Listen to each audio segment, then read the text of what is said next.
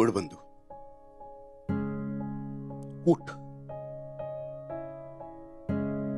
उठ उठ उठ।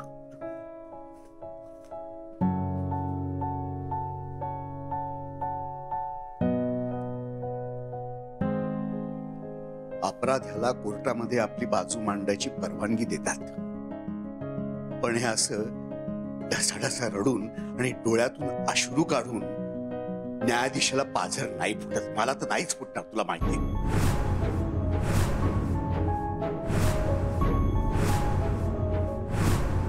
आज तू तुझ्या सगळ्या चुका मान्य केल्यास. गेल्या 14 वर्षांमध्ये पहिल्यांदा प्रामाणिकपणे वागलास तू. ह्याबद्दल खरं तर तुला मेडल किंवा काहीतरी बक्षीस द्यायला पाहिजे, नाही का?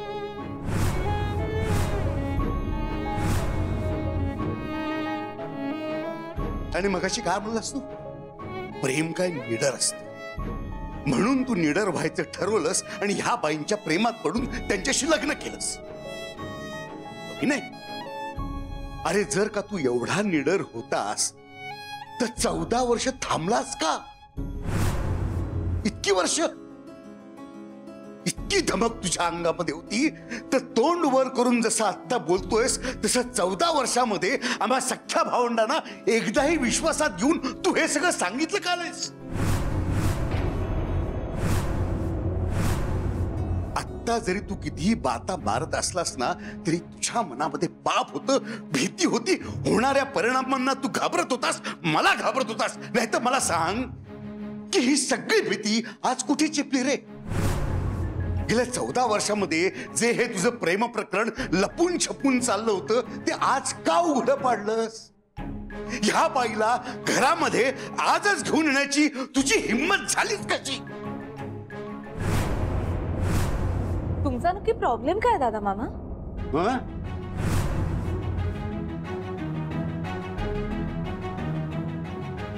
तुमचा प्रॉब्लेम काय नक्की? तुमच्या भावाचं कोणावर तरी मनापासून प्रेम आहे हा प्रॉब्लेम आहे? त्यांनी एका वेळेला 2 घरं सांभाळली, ती जपली हा प्रॉब्लेम आहे? इतके वर्ष तुम्हाला घाबरून तो काहीही बोलला नाही हा प्रॉब्लेम आहे? की आता तो तुम्हाला घाबरेनासा झालाय हा प्रॉब्लेम आहे?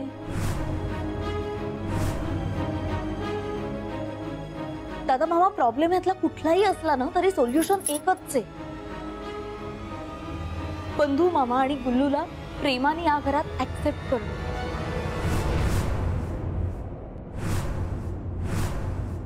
सई बरोबर बोलते दादा मामा.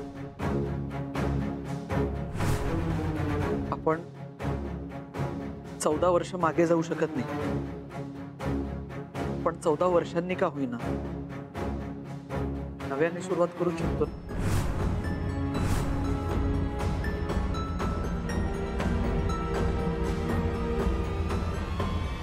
गुलप्रीत मामी आता याच घरात राहणार.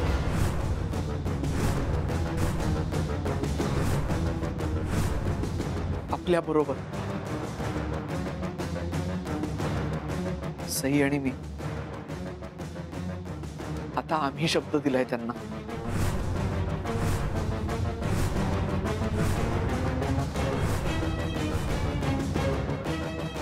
अच्छा, तुम्ही शब्द दिलाय?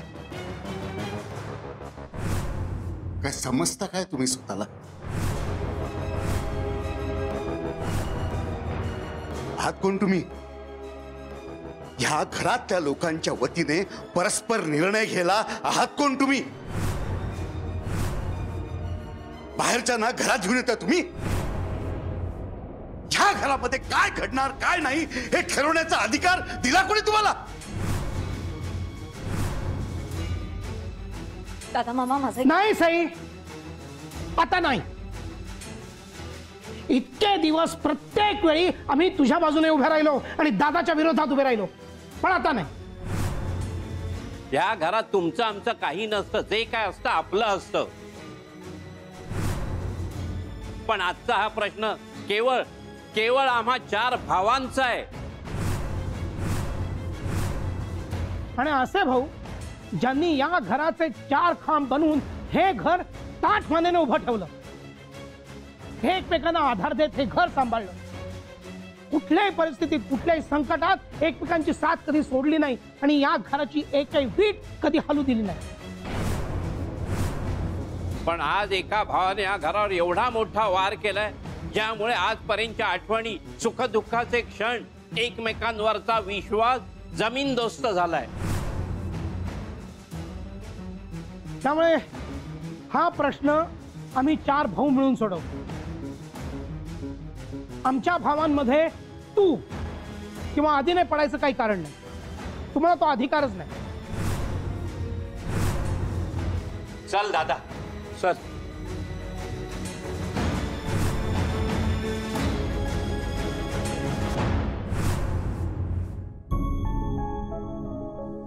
जी मैनू बड़ी घबराहट हो रही सी. आता घाबरून काय उपयोग गुल्लू? आपणच पहिलं शस्त्र उचललंय तेव्हा युद्ध अटळ आहे. फक्त यात जिंकण्याची फार आशा ठेवू नकोस. नाही बंधू मामा, खरं प्रेम कधीच हारत नाही आणि हार मानत पण नाही. जसं माझं आणि आदित्यचं प्रेम या घराने ऍक्सेप्ट केलं ना, तसं ते तुमचंही करेल, मला गॅरंटी आहे.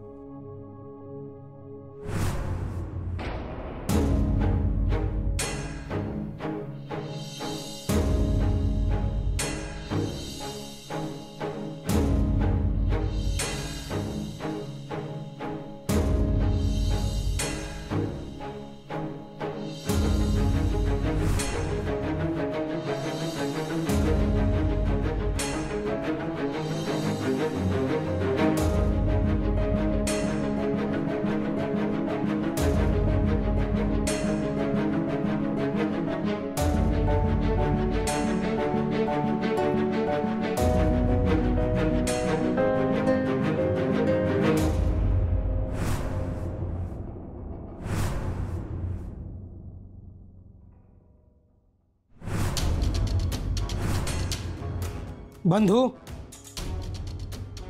तुमच्या दोघांचं काय करायचं हा आमचा निर्णय झालाय.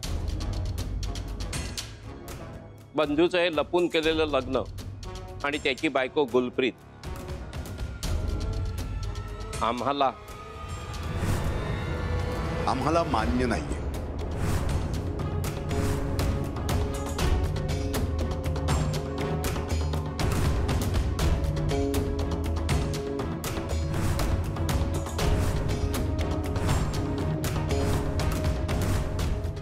तेव्हा बाई, तुम्ही या घरातून आल्या पावली निघून जा. तुमच्या या घरामध्ये आम्हाला नवीन सून नकोय.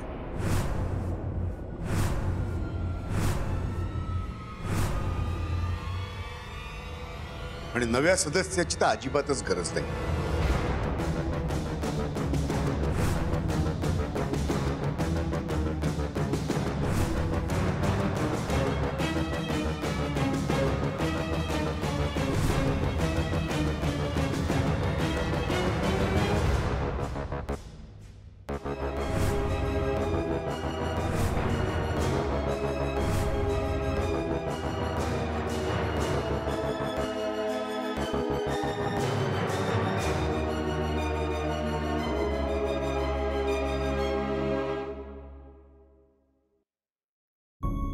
मैंने ना इनसे कई बार सुना है कि ब्रह्मियों के घर से कोई खाली हाथ नहीं जाता.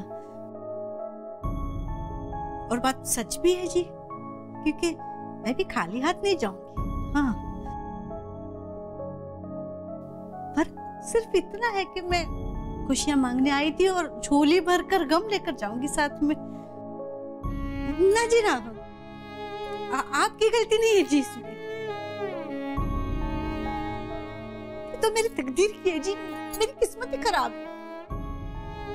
क्योंकि मैं जो भी चीज अपने दिल से चाहती हूँ ना, वो इतनी आसानी से मेरी जिंदगी में नहीं आती. ये आपका भाई बंधु, ये भी मेरी जिंदगी में इतनी आसानी से तो नहीं आए ना.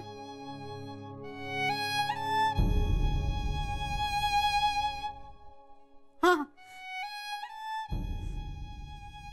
14 साल पहले भी मेरी ही जिद थी शादी की. और आज 14 साल बाद भी मैंने जिद की इस घर में आने की। पर ये जो बंधु है ना, जिसे आप इतना भरा बुरा बोल रहे हो, आज ना ये तब से लेकर ना अब तक बस आप और आप सबके बारे में ही सोच रहे हैं।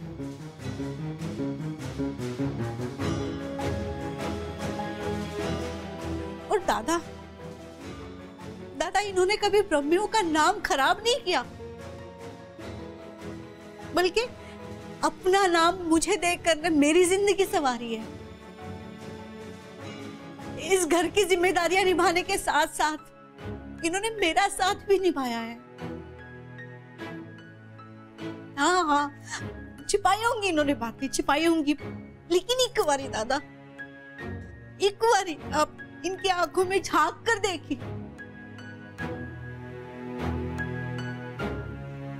इनकी आंखों में झांक कर देखिए कि आप सबके लिए इनके दिल में कितना प्यार है, वो छुपाए नहीं छुप सकता।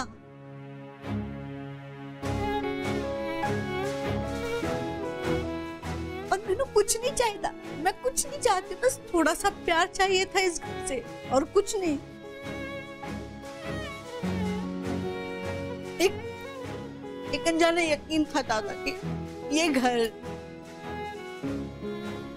मैं, बिल्लू और हमारे रिश्ते को ना ये घर अपना लेगा।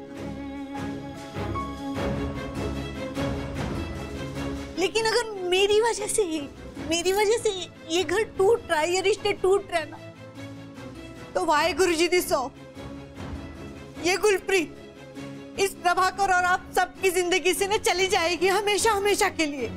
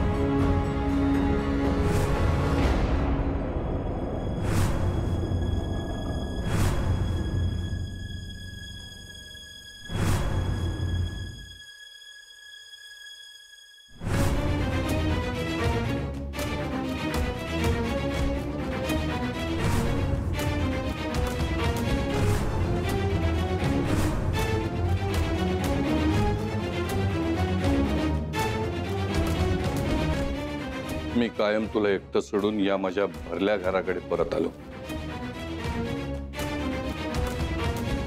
मी यांच्या आनंदासाठी तुझ्या पदरी अन्याय टाकत राहील। आयुष्यभर तू माझी वाट बघतलीस, पण आता तुझे वाट पाहायचे दिवस संपले।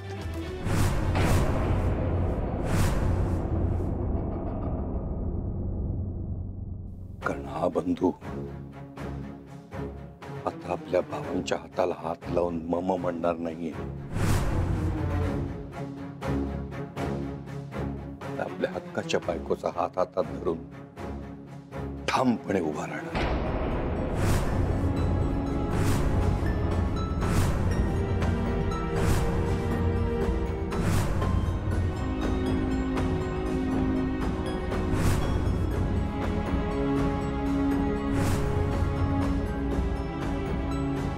मी आजपर्यंत केलेल्या चुकांची पुन्हा एकदा माफी मागतो आणि पुन्हा एकदा शेवटचं विचारतो, माझ्या बायकोला आणि मुलाला या घरात त्यांच्या हक्काचं स्थान मिळणार आहे की नाही?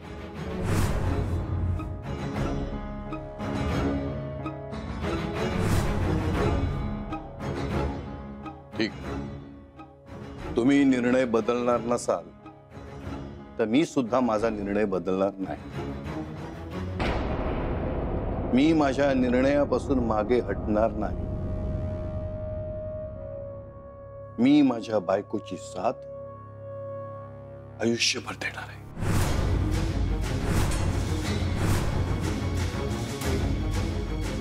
आणि ती जर या घरातून निघणार असेल तर मी सुद्धा या घरातून कायमचा निघून जाईन.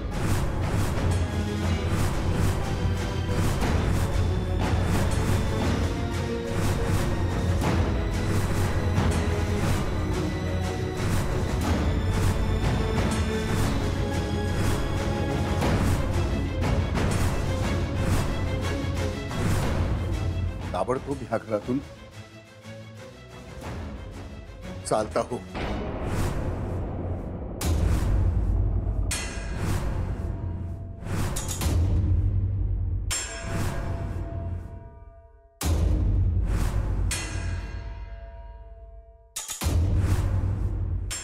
नाही बंधू मामा, नको ना प्लीज.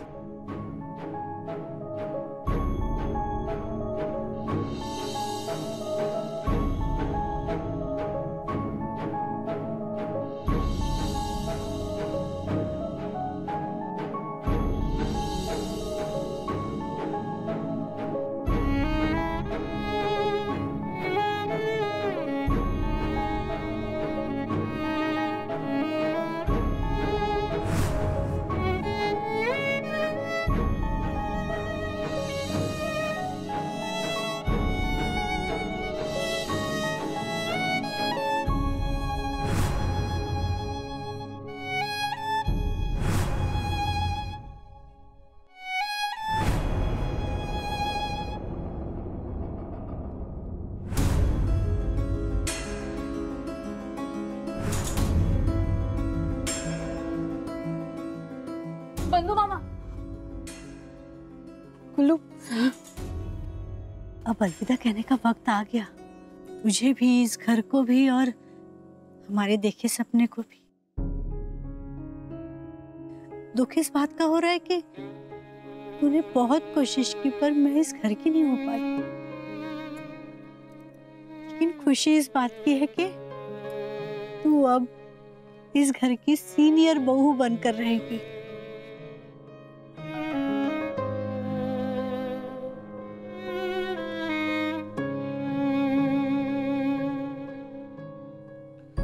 गुल्लू चल, उशीर होतोय.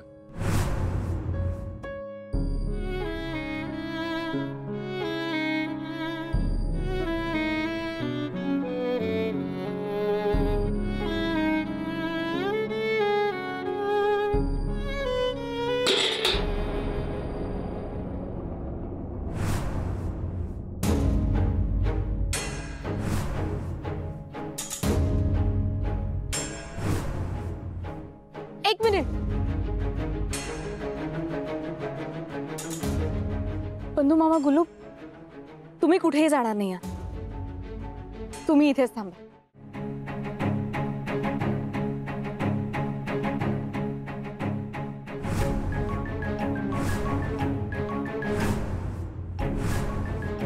दादा मामा, बंधू मामांनी तुम्हाला दिलेलं वचन मोडलं, पण तसंच एक वचन तुम्ही मला दिलंय, ते तुम्हाला मोडता येणार नाही.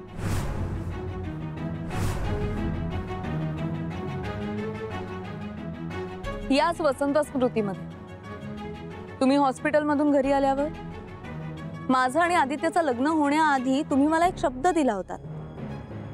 सई, तू जशी माझ्या वाईट काळामध्ये माझ्या पाठीशी उभी राहिलीस ना, तसा हा दादा मामा एक दिवस तुझ्या पाठीशी उभा राहील. तू म्हणशील तिथे आणि तू म्हणशील तेव्हा. माझी जी काही इच्छा असेल, मला जे काही हवं असेल ते तुम्ही माझ्या पाठीशी उभं राहून मला मिळवून द्याल, असं वचन दिलं होतं तुम्ही मला. ते वचन मागण्यासाठी योग्य वेळेची वाट बघत होते मी, आणि आता ती योग्य वेळ आली आहे.